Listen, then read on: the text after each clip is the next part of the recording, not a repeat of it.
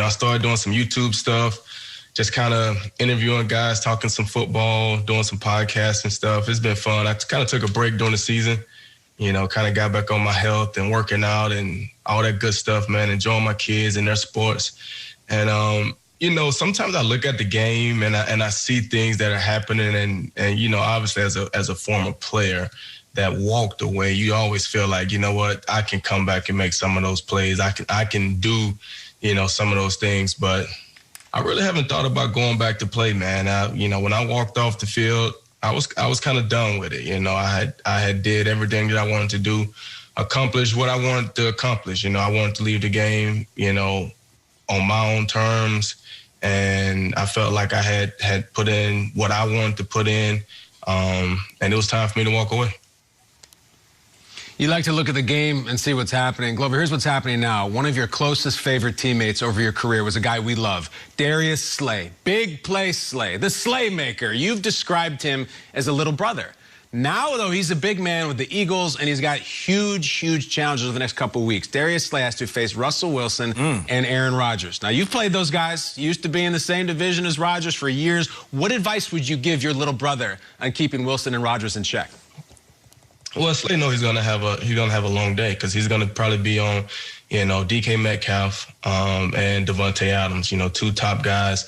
DK Metcalf is having a great season, and then obviously when you combine that with Russell Wilson, that makes the challenge even tougher because, you're going to have to stay in coverage longer. He's going to scramble around, make plays. And then DK Metcalf is just a young specimen, fast, big, strong.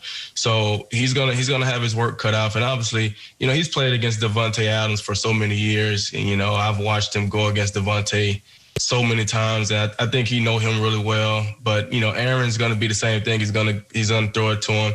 So I think Slay knows he's going to have to be on top of his game. And I went to a lot of battles with Slay, and he has my respect. And if I got to ride with anybody in those two matchups, I got to ride with my dog Slay. So DK Metcalf, Davante Adams, be ready for a long day.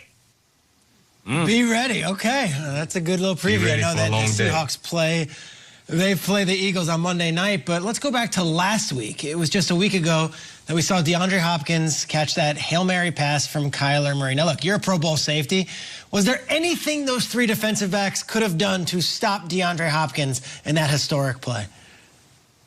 Well, I guess when you talk about Hail Marys, I'm probably not the one to answer that question. But, I think, a lot of times when it's a jump ball like that, unless a DB has a good beat on the ball and he can attack that ball going forward, if you're just jumping straight up or kind of going backwards, those receivers that are, probably taller and probably have better ball skills than a lot of those guys, they're going to be able to go up and get that ball. And, it's unfortunate that, you have three guys, but as you can see, Tre'Davious White is kind of leaning backwards, so he's not at his highest vertical point. Poyer comes across and, he can't get to the ball, and then Micah Hyde's behind him, and you got a guy, as great as DeAndre Hopkins, as strong with hands as he has. Once he get his mitts on that thing, it's hard to get it out of there, and, you look up and, he goes up and make a huge play like that to win the game. All right, well, it's the holiday season, so we're going to make you feel really good. You're going to go there? We're going to go there. So we would think Rodgers against the Lions on a Thursday night, but we've got one even better, even further back in your career, one that is very specific to you, my friend. Jaguars, 2010. Oh, no. Game is tied, 3 seconds left. GQ, what happens here? Hey, man, you know what?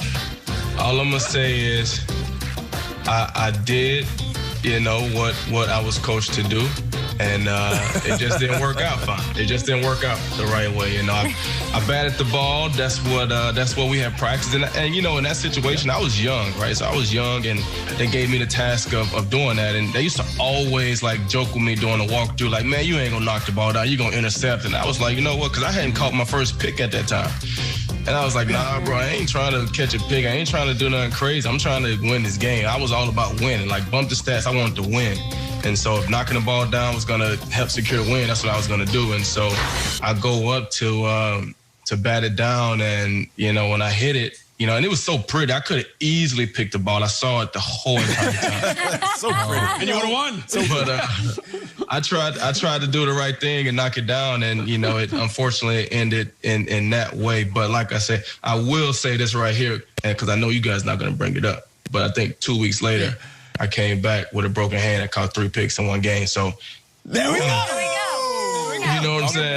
Those highlights, we don't have those. But yeah, let's bring this party back up, shall we, Mr. Quin? I right away, when we heard we were having you on, went and looked at the illustrious list of quarterbacks that were on the wrong side of a GQ interception. Let's say this: Peyton Manning, Drew Brees, Aaron Rodgers, Ben Roethlisberger. Which interception is the most memorable of your career? You know what? I will have to say, just thinking from a game perspective and the magnitude of the game, I will have to say my first interception against Drew Brees, probably the most memorable, because for one, I'm a huge Drew Brees fan, respect him, probably one of my toughest quarterbacks to play against. And in that moment, being able to make that play at that time against a quarterback like that to help us win that game, that was huge. But I can't lie, it feels really good to have a Peyton Manning ball on the wall. So I will say that it feels great. GQ, we appreciate you joining us, man. Thank you so much for having a little fun with us, even though we were taking a few shots at you. You're one of the best to do it when you played. Enjoy retirement. Hey, listen, and for everybody that's not following GQ, follow him every social media platform, YouTube, check out the podcast. And I got to get on soon. I know we've been texting back and forth. I can't wait to get on with you. Yeah, man, we'll do it, man. I'm gonna let the holiday season pass, and I'm going to get back on it, man. Sounds good. Happy Thanksgiving to you and your family. Thanks for coming.